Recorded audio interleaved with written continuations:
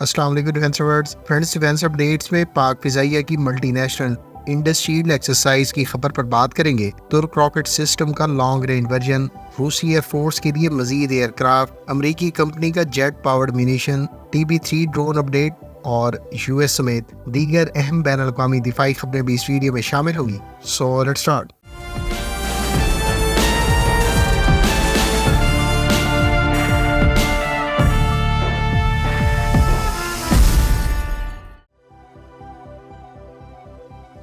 Friends, Pakistan air force کے air power centre of excellence کے زیر اہتمام کنڈکٹ کی جانے والی Indus shield multi national exercise conclude ہو گئی ہے۔ تقریباً 2 ہفتوں پر مشتمل اس ایکسرسائز میں جہاں ترک ایئر فورس کے F-16 طیاروں نے حصہ لیا، وہیں اس ایکسرسائز میں سعودی ایئر فورس کے F-15 ایگل طیاروں نے پہلی مرتبہ شمولیت کی۔ خیال رہے کہ اس ایکسرسائز میں پاکستان ایئر فورس کے زیر استعمال J-10C اور JF-17 تھنڈر بلاک 3 طیاروں نے پہلی مرتبہ ملٹی نیشنل ایکسرسائز میں حصہ لیا ہے۔ اس ایکسرسائز میں ترکی اور سعودی عرب کے علاوہ دیگر 12 ممالک نے آبزرورز کے طور پر شرکت کی تھی اور ممکنہ طور پر وہ فیوچر کے انڈس شیلڈ ایڈیشن میں پارٹیسپیٹ کریں گے۔ اس سے پہلے جہاں سعودی ایئر فورس کے بارے میں اطلاعات سامنے آئی تھی کہ وہ ممکنہ طور پر چائنیز ساختہ J-10C طیاروں کی پرفارمنس کو اس ایکسرسائز میں اسیس کریں گی، وہیں ٹرکش ایئر فورس کے بارے میں بھی رپورٹس ہیں کہ وہ اپنے فیوچر ایکوزیشن کی غرض سے J-10C کو اسپیشلی ایویلیویٹ کر رہا ہے۔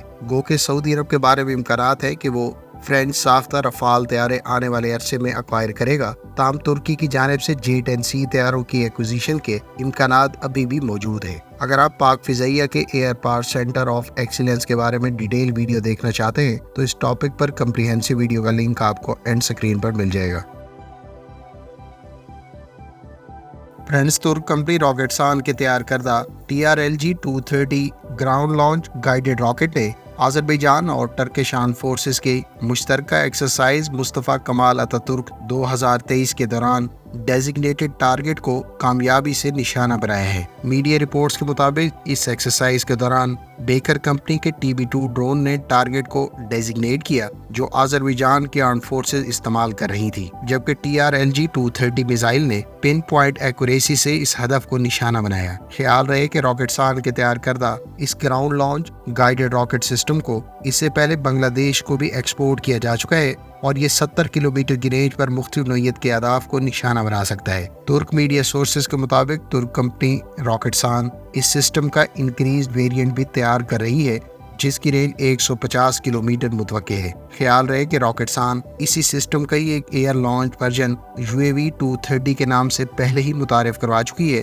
جو سپر سونک سپیڈ سے 140 کلومیٹر دور اہداف کو نشانہ بنا سکتا ہے۔ اس ایئر لانچ گائیڈڈ راکٹ کو اکنجی ڈرون کے ساتھ پہلے ہی 2 مرتبہ کامیابی سے ٹیسٹ فائر کیا جا چکا ہے۔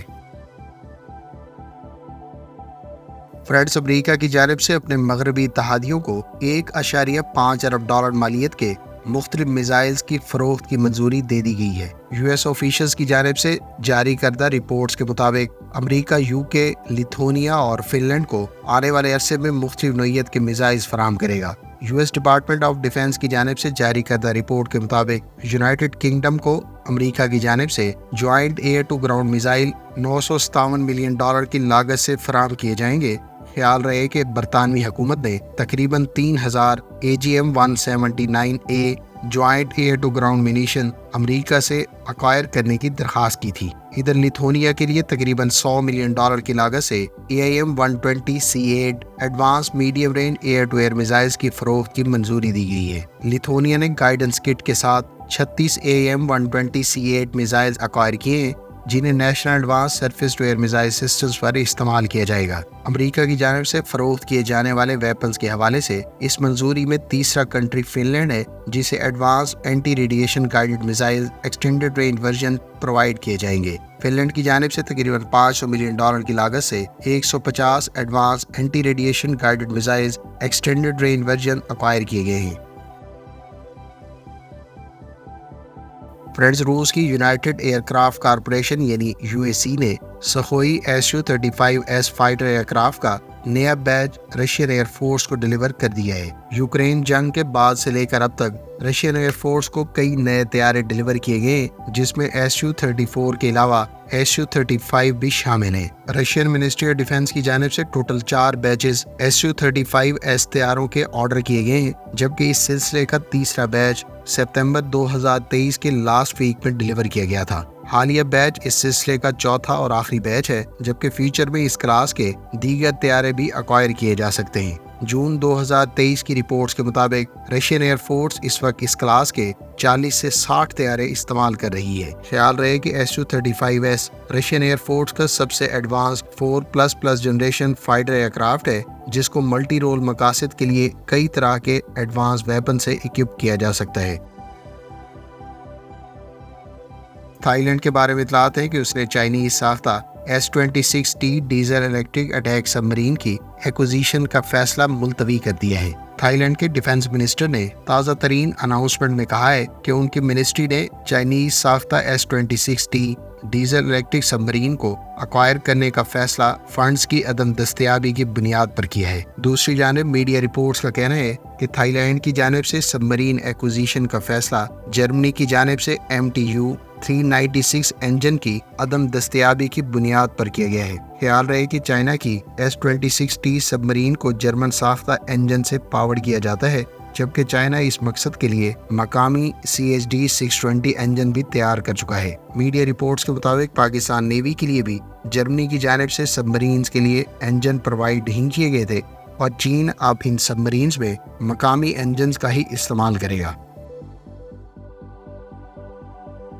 फ्रेंड्स, तुर्क कंपनी बेकर के अंडर डेवलपमेंट TB3 ड्रोन ने तीसरा फास्ट रनिंग टेस्ट भी मुकम्मल कर लिया है। बेकर कंपनी इस ड्रोन को TCG एनाडोलू कैरियर के लिए स्पेसिफिकली तैयार कर रही है और इसके फर्स्ट फ्लाइट से पहले 3 मुख्तलिफ नोयत के टेस्ट कामयाबी से कंडक्ट किए जा चुके हैं। बेकर कंपनी का कहना है कि इसकी फर्स्ट फ्लाइट बहुत जल्द मुतवक्के है और ये ड्रोन गुज़श्ता वेरिएंट यानी TB2 से 60% ज़्यादा पेलोड और वेपन्स कैरी कर सकेगा। इस ड्रोन में फोल्डिंग विंग के अलावा 1200 किलोग्राम का एक्सटर्नल पेलोड कैरी किए जा सकने की सलाहियत मौजूद होगी, जबकि तुर्की इस ड्रोन को न सिर्फ अपनी एनाडोलू कैरियर पर इस्तेमाल करने का मंसूबा रखता है, बल्कि वो फ्यूचर के पोटेंशियल कस्टमर को भी ये ड्रोन ऑफर कर सकता है।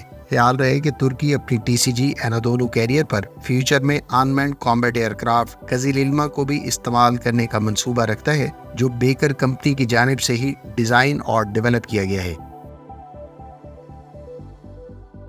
फ्रेंड्स, अमरीकी कंपनी बोइंग के बारे में इतलात है कि वो ज्वाइंट डायरेक्ट अटैक मिनीशन को जेट पावर्ड मिनीशन में बदलने पर मुख्तलिफ कंपनियों के साथ मिलकर काम कर रही है। मीडिया रिपोर्ट्स के मुताबिक ज्वाइंट डायरेक्ट अटैक मिनीशन को पावर्ड किए जाने के बाद इस मिसाइल को कॉस्ट इफेक्टिव क्रूज मिसाइल के तौर पर इस्तेमाल में लाया जा सकेगा, जिससे न सिर्फ लैंड टारगेट्स बल्कि समंदर पर मौजूद अहदाफ को भी निशाना बनाया जा सकेगा। मीडिया रिपोर्ट्स के मुताबिक ज्वाइंट डायरेक्ट अटैक मिनीशन के एक्सटेंडेड रेंज वर्जन पर पॉप आउट विंग किट्स की इंस्टॉलेशन और इस मिनीशन को जेट से पावर्ड किए जाने पर 2 मुख्तलिफ कंपनियों के साथ बोइंग की जानिब से MOU साइन किए गए हैं, जबकि इस किस्म के मिनीशन को जेट से पावर्ड किए जाने के बाद और पॉप आउट विंग किट्स की इंस्टॉलेशन की सूरत में इस मिनीशन से लॉन्ग रेंज पर नेवल माइंस को डिप्लॉय करने और लैंड के अलावा दीगर सी टारगेट्स को निशाना बनाने के लिए इस्तेमाल में लाया जा सकेगा। ख्याल रहे कि तुर्क कंपनी ने हाल ही में इस किस्म की टेक्निक को इस्तेमाल करते हुए डम बॉम्ब को ऑफेंसिव सी माइन के तौर पर इस्तेमाल में लाने का कॉन्सेप्ट मुतारिफ करवाया है। फ्रेंड्स, ये थी आज की डिफेंस अपडेट्स। उम्मीद है इस वीडियो से आपकी मालूमात में इजाफा होगा। मिलते हैं नेक्स्ट वीडियो के साथ। अपनी दुआ में याद रखिएगा। अल्लाह हाफिज। पाकिस्तान जिंदाबाद।